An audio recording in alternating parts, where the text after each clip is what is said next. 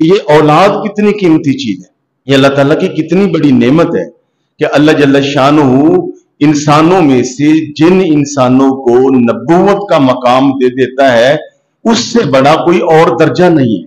اللہ تعالیٰ جب کسی نبی کو نبی بنا دیتا ہے، اعلان نبوت کا اختیار دے دیتا ہے، تو اس کا مطلب یہ ہے کہ دو جہانوں کی نعمتیں اللہ تعالیٰ نے اس پیغمبر، اس انسان کی گود میں ڈال دی ہیں جسے اللہ جل شانہ نے نبوت سے سرفراز کر دیا۔ اور یہ بھی میں نے آپ کو عرض کر دیا تھا، اور یہ عقیدے کے اعتبار سے ختم نبوت کا بھی مسئلہ حل ہو جائے گا کہ نبوت ایک وہ منصب ہے کہ جو کسبی نہیں ہے، یہ وہبی ہے۔ یعنی آپ محنت کر کے ڈاکٹر بن سکتے ہیں، محنت کر کے اچھے تاجر بن سکتے ہیں، محنت بن کے وزیر بن سکتے ہیں، محنت کر کے غریب سے امیر بن سکتے ہیں، محنت کر کے آپ بڑا گھر بنا سکتے ہیں، یعنی محنت سے حتیٰ کہ محنت کر کے ولی بن سکتے ہیں۔ ولی بھی محنت کر کے بن سکتا ہے کہ وہ مجاہدے کرے، وہ ریاضتیں کرے، وہ عبادات کرے، وہ کثرت سے نوافل پڑھے، وہ اپنے اخلاق کو اچھا کر لے، سنت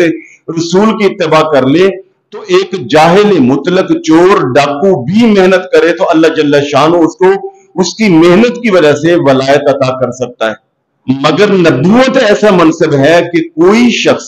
سالوں نہیں صدیوں بھر عبادات کرتا رہے، نوافل پڑھتا رہے، زکوٰۃ دیتا رہے، نیکی خیرات فلاح کے کام کرتا رہے، نبوت کسی کے مانگنے سے نہیں ملتی، نبوت کسی کی محنت سے نہیں ملتی۔ یہ تو جب ملتی تھی اس وقت بھی نہیں ملتی تھی، اللہ کی عطا تھی، یعنی یہ کسبی نہیں تھی، وہابی تھی، اور اب تو بالکل بھی نہیں مل سکتی۔ اب تو نبی علیہ السلام کو اللہ تعالیٰ نے تاج ختم نبوت پہنا کے بھیج دیا۔ بلکہ نوجوان بچوں کو یہ پتہ ہونا چاہیے کہ اب اگر کوئی نبوت کا دعویٰ بھی کرے اور اپنے اس دعوے کی دلیل پر وہ ہواؤں میں اڑتا رہے، پانی پہ چلتا رہے، جتنی مرضی کشف و کرامات استدراج جو مرضی دکھا لے، اس کی دلیل کو نہ سنا جائے گا، نہ دیکھا جائے گا، نہ مانا جائے گا۔ بلکہ حضرت امام اعظم ابو حنیفہ جو ہمارے امام ہیں وہ فرماتے ہیں کہ حضور نبی کریم صلی اللہ علیہ وآلہ وسلم کے بعد اب اگر کوئی نبوت کا دعویٰ کرتا ہے تو کوئی مسلمان اس کو یہ بھی نہیں کہے گا کہ اچھا اگر تو نبی ہے تو آؤ پھر میرے ساتھ مذاکرہ کرو، آؤ میرے ساتھ مناظرہ کرو، اگر تو نبی ہے تو پھر مجھے یہ دلیل نہیں، دلیل بھی نہیں مانگی جائے گی۔ کیوں کہ جس طرح اب دوسرا کوئی اللہ نہیں ہو سکتا، نبی علیہ السلام کے بعد کوئی دوسرا نبی نہیں ہو سکتا، یہ محال ہے۔ محال ایک ہوتا ہے مشکل، ایک ہوتا ہے ناممکن، ایک ہوتا ہے محال۔ مشکل کو آسان بنایا جا سکتا ہے، ممکن اور امکانات کی دنیا بڑی وسیع ہے، ممکن ہے کہ وہ کوئی کام کسی وقت ہو جائے، مگر جو محال ہوتا ہے وہ نہیں ہو سکتا۔ محال مشکل ہے، اللہ رب العالمین کی اولاد نہیں ہے، یہ محال ہے کہ اب اس کی اولاد ہو۔ اللہ تعالیٰ کسی کا باپ نہیں ہے، یہ محال ہے، ممکن ہی نہیں ہے۔ یعنی یہ تو ہو سکتا ہے کہ سوئی کے نکے میں سے کبھی کوئی ایسی ٹیکنالوجی آ جائے کہ کوئی اونٹ گزار لے، مگر ایسا نہیں ہو سکتا کہ کبھی نبی علیہ السلام کے بعد کوئی دوسرا نبی آ جائے۔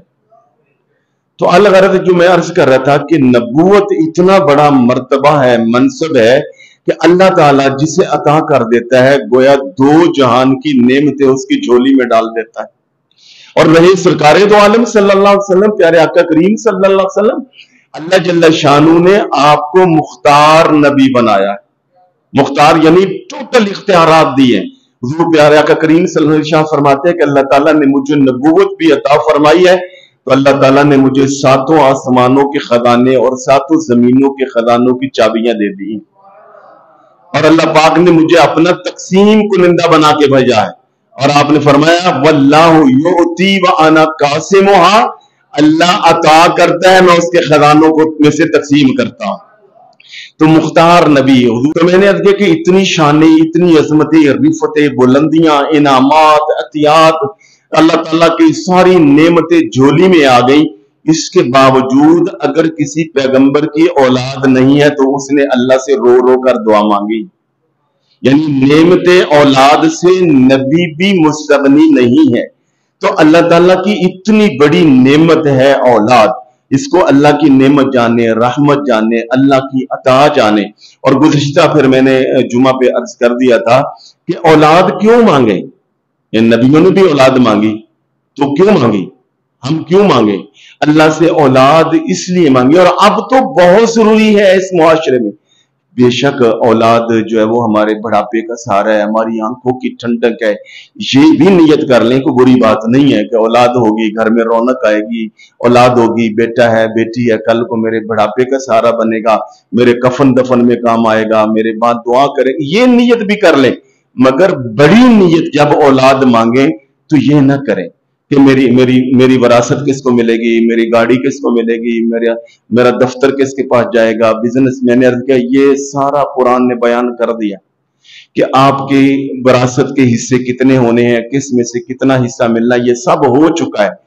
بڑی نیت یہ کریں کہ یا اللہ پاک، معاشرے میں جھوٹ بڑھ گیا ہے، بے حیائی بڑھ گئی ہے، بے غیرتی بڑھ گئی ہے، ناہنجاری بڑھ گئی ہے، بے صبری بڑھ گئی ہے، معاشرے میں ظلم بڑھ گیا ہے، اے اللہ ایک ایسا بیٹا عطا کر دے جو بے غیرتی کو غیرت میں تبدیل کر دے، یا اللہ جو اس ظلم کو حق میں تبدیل کر دے، یا اللہ ایسا بیٹا دے دے جو یہاں جو رنگ و سرود کی محفلیں ہوتی ہیں ان کو قرآن کی محفل میں تبدیل کر دے،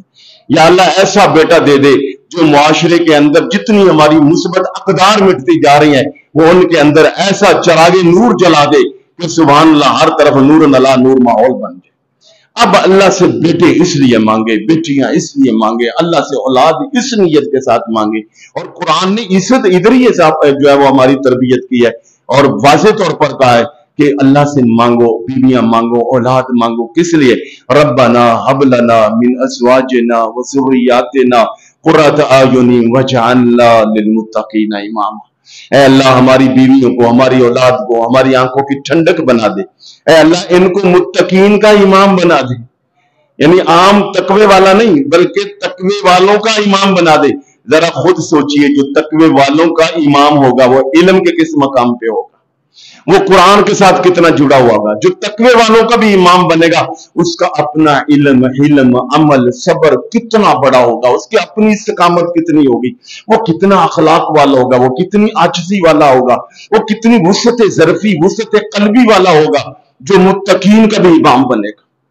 تو متقین کا امام بنانا ہے، اسے صاحب تقوی بنانا ہے۔ اور مختصر بچے بیٹھے، تقوی کیا ہے؟ تقوی یہ ہے کہ ان کو یہ فکر دینی ہے کہ بیٹے تمہیں اللہ دیکھ رہا ہے،